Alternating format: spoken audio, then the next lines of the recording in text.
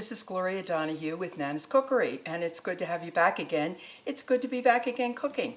I've had some fun in the last few months. Went to Costa Rica, had a wonderful time.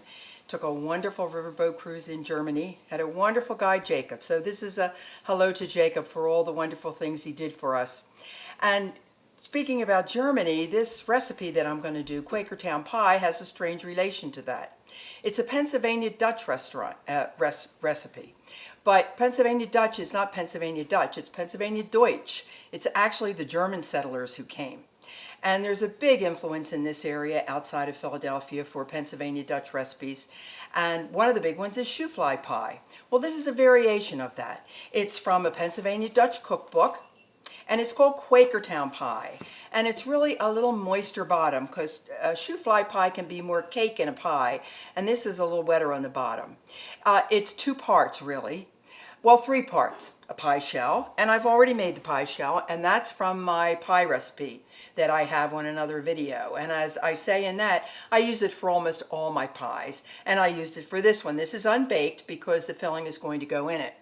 We're going to start with the filling. I'm going to put in, look how organized I'm getting. I'm going to put in a half a cup of brown sugar in a small saucepan. I'm going to add a half of a beaten egg. I'm going to add 1/4 cup of unsulfured molasses. I use grandmom's. That's a good one. If you rinse the cup out with water first, it's easier to get the molasses out. And 1½ teaspoons of flour and 1 cup of hot water. And I did that in the microwave. And that is going to make a filling for a 9-inch pie. That's a 9-inch pie that I've done. And I'm going to stir this up. In fact, I'm going to get a whisk because I see some of that flour is clumping, and I don't want that. And a whisk is good for this. A whisk is good for breaking things up like that. Now I'm going to put this on the stove, and I'm just going to bring it to a boil. And I'll just stir it every once in a while. It'll only take a few minutes, and I'll be right back. I'm going to add a ½ teaspoon of baking soda to this mixture, which has now come to a boil. And what that's going to do is it's going to come up a little bit. So make sure, you don't need a big pan, but make sure you have enough room in your pan, because when I stir that up, isn't that funny? It's going to foam and it's going to rise. Now, I have to let this cool a little bit. And if I had lots of time, I would just let it sit and cool. But when I bake, I usually go boom, boom, boom. So what I did is put some ice water in my separate sink. You could do it in a bigger bowl, or you can just wait till it cools off. But I'm going to stir this a little bit and let it cool off. And then I'm going to make the crumbs. To make the crumbs, I use a processor.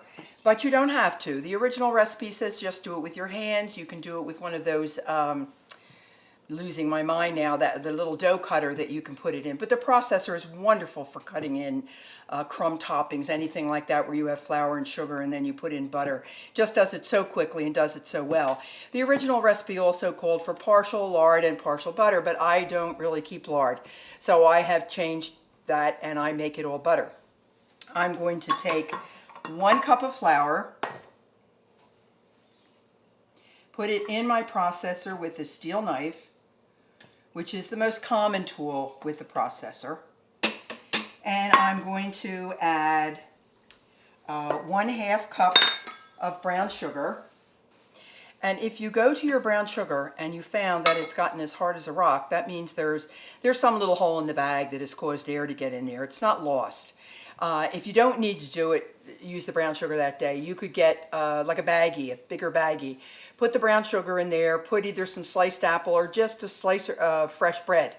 And by the next day, the moisture from that will have brought that brown sugar back. But if you need to do it right away, I have found something that does work, and that is take a big chunk of it, put it on a plate, take a wet paper towel, wet it, but wring it out. So you want it damp, not really soaking wet. Lay it over the brown sugar and put it in the microwave. And I would say maybe try it for 30 seconds, see what it's going to take. It will soften the brown sugar and you can use it for the recipe, but it's not a lasting solution.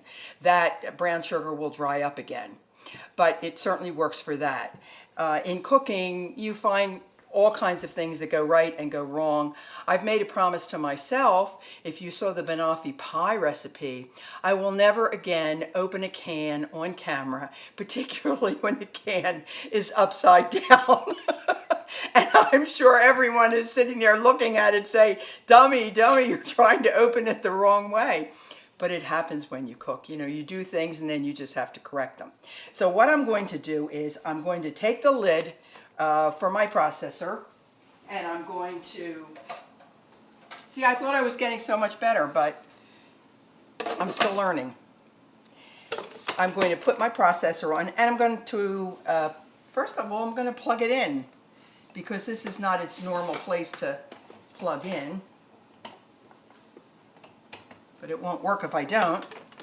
And I'm going to pulse it. And pulse it is just on and off, on and off. And I just want to cut that brown sugar into the flour. Now I'm going to take a 1/4 cup of butter. And I had no idea these videos were going to go all around the world. So when I said I used a stick of butter for something, or 2 sticks, I had no idea that that wouldn't be a common measurement for everyone, and I have learned differently. I'm going to continue to use my regular measurements because that's what I'm used to. And I know you people, if you go to YouTube, you can adjust it for your metric measurement. But it's not fair to say a stick of butter without saying, what is a stick of butter? 1 stick of butter is 4 ounces. I'm using a 1/4 cup. That would be 1 stick would be 4 ounces or 1/2 cup. I am making 1/2 of a stick, which is 2 ounces or 1/4 cup. I've cubed it because when you do anything in the mixer, the processor, anything, you want to put it in smaller pieces so that it will work better. It will do a better job. You don't want great big lumps of flour in there. Also, always continue to wash your hands. Start off with a clean towel for this project. Don't use the towel that was sitting on the counter where you wiped up the fish. So always make sure you're working with clean hands, especially when you're touching anything with them. So now I'm going to put on the processor again, and I'm going to pulse it.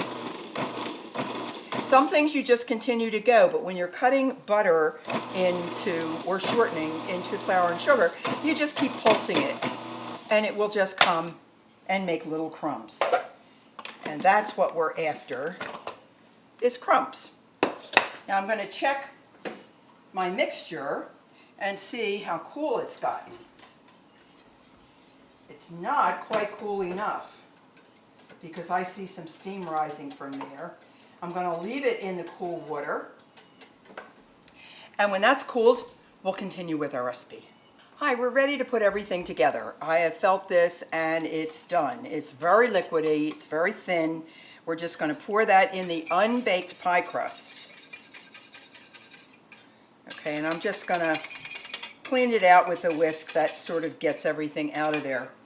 And then I'm going to take the crumbs, and just by hand, I'm just going to dump all these crumbs, and there's going to be lots of crumbs.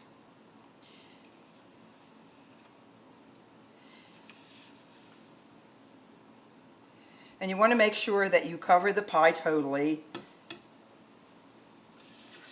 and that it's fairly of a similar height everywhere. And when you get it all on, you can sort of feel your way on that. Honestly, if we weren't filming right here, I'd probably do it right by the oven because I've got this liquidy bottom. But it's not too over full, so it should be fine for me to carry it. I'll just carry it carefully to the oven. It will bake 30 to 35 minutes, and definitely the crumbs will start to brown. It will firm up. We'll show you what it looks like when it's done. Our pie is out of the oven. You can see the crust has browned, so have the crumbs, and the filling has come up around the side. It's still very, very hot. You can see it's still boiling. I cooked it at 350, and I said 30 to 35 minutes, but I think today it was closer to 35 to 40. So you want to look for those brown crumbs and the brown thing. The filling will still be a little jiggly. That's okay. As it cools, it will firm up. I want to thank you again for visiting. Have a wonderful day, whether you're baking or not. Don't forget to watch the videos and subscribe, and I love to hear from you. Thank you very much for watching.